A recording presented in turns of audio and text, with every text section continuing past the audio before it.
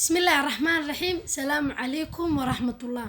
muuqaalkan waxa uu talagalay ardayda Soomaaliyeed si gaar ahaaneed ardayda barata kuliyada daaweynta iyo qaliinka ama medicine and surgery ee dhakhtarnimada ku takhasusaysa maadaama oo aniga takhasuskaas uu yahay takhasuskeygi. marka aad ardaynimada ka soo baxdo ee aad magaalka soo gasho ama aad si practically u aragto wixii aad soo baratay, waxaa jiro waxyaabo badan oo aad is leedahay haddii aan ogaan lahaa intaan ardayga ahaan lahaa way ugu fiicnaan lahayd.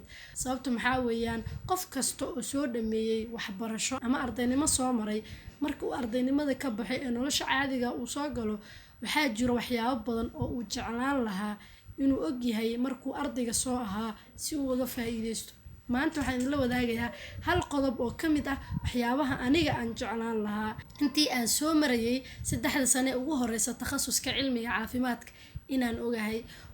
arrinkaas waxaa weeyaan ardayda markaad maraysaan sanadaha la barto basic science-ka oo ah maadooyinka aasaaska u ah cilmiga caafimaadka ama dhakhtarnimada ayaa in badan oo ardayda ka mid ah maalmahaas ama sanadahaasi way fududeystaan.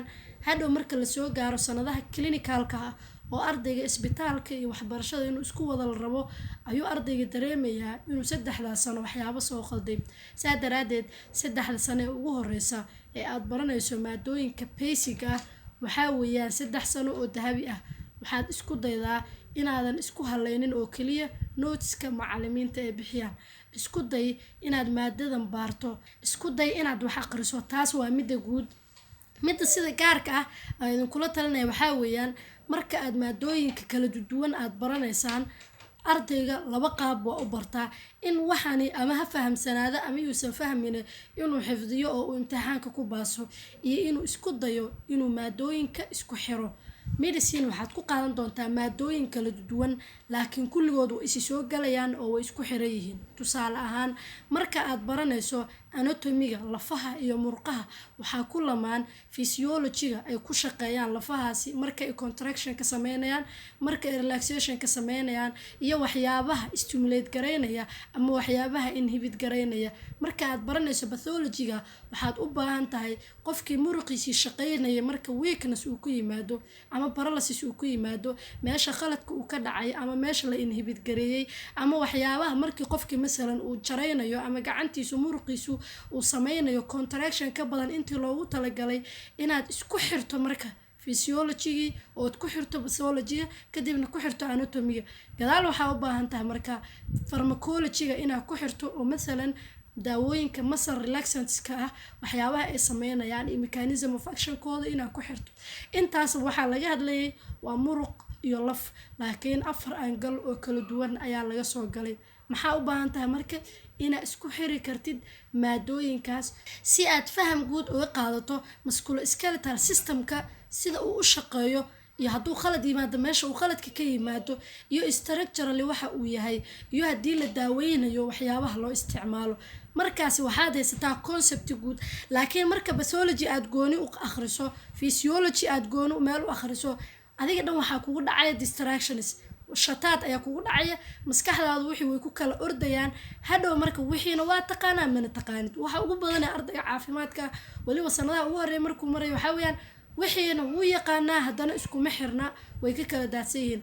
saa darteed isku day nafsadaadana ku programmi inaad waxyaabaha isku xiri karto oo aad hal wax ka sameyn karto. marka aad isku xireysana macnaheedu maxaa weeyaan markaad anatomy akhriso, pathology aad akhriso, physiology akhriso waa in aad note ka sameyn kartaa, waa in adiga maskaxdaada aad isku xir ka sameyn kartaa. talada labaad ee ardayga caafimaadka barta aan siin lahaa waxaa weeyaan su'aalaha aad isweydiinaysid ee maskaxdaada ku jira ee fahamkaada shataadka ku riday ama distractionka ku riday jawaabahooda inaad raadiso. su'aalaha inta badan ardayga medicine-ta uu ku wareero waxaa weeyaan how. waxani waa xifdin kartaa laftan magaceeda waxaa la yiraahdaa laftaas, muruqa magaciisa waxaa la yiraahdaa muruqaas, nervahan magaciisa waxaa la yiraahdaa kaas waa xifdin kartaa. laakiin marka ay timaado su'aasha how waxaan sidee bay u dhaceen, sidee buu muruqani uu paralyzed ku noqday, haddii nervahan uu go'o ama nervahan uu shaqeyn waayo dhibkaasi uu imaanayo maxaa keenaya. si kale haddaan u dhaho waa maadada physiology waxaa u baahan tahay marka in badan inaad ka jawaabto su-aasha how ah iyo su-aasha why ah. labadaas waxay kaa saacidayaan in fahamkaadii uu ziyaado. si guud ardayga saddexda sane ugu horeysa maraya looma baahan inuu darbiyada fadhiisto ama uu sahlado. isku day inaad saddexdaas sano bayskaada soo dhisto si hadhow clinical markaad timaado ama hadhow markaad jaamacad timaado ama hadhow takhasus markaad sameyso aad u sheegi karto waxyaabihii bayska ahaa. saddexdaas sano waxay aasaas u yihiin saddexda sane kale ku xigta ama 20ka sane ku xigta. basic science waa guriga aasaaska uu ka dhaqaaqi lahaa, waana waxyaabaha ugu waaweyn ee aan aad iyo aad ugu talinayo ardayga medicine baranaya inuu iska adkeeyo. haddii kale marka hadhow surgery-ga aad soo gaarto oo qaliinka la sameynayo oo lagu weydiiyo laftaan amputationka lagu sameeyey ama artery-gan ligationka lagu sameeyey ee la xiray ama masalan daawadan qofka la siiyey effectiga ay keentay ayaad sheegi kari weyneysaa. markaas ayaa qofkii dhakhtarnimadiisii waxay noqonaysaa dhakhtarnimo kusoo baxday khiyaano, aqoon la-aan iyo akhris la-aan iyo qish. saa daraadeed ardayda qiimaha badan kelmadan aan idiin soo jeediyey waa sida aniga fikradeeda aragtiyeeda ila tahay, waa waxyaabo aan jeclaan lahaa inaan aad iyo aad ugu baraarugsanahay marka aan soo marayay takhasuskeyga basic science. adiga waxaa lagaga baahan yahay hadda inaad ku baraarugto in basic science-ka aad meel iska saarto.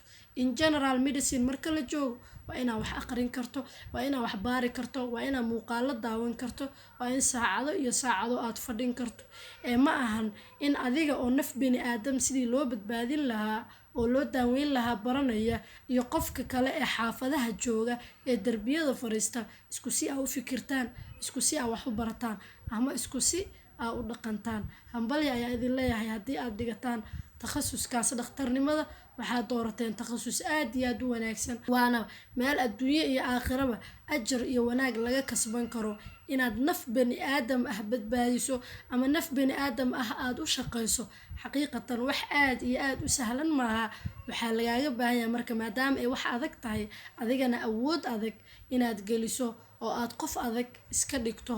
adayga kaliya aad u baahan tahayna waxaa weeyaan inaad akhris badan iyo dadaal badan aad isku darsato. aad iyo aad u mahadsan tahay. salaamu calaykum waraxmatullaahi wabarakaatu.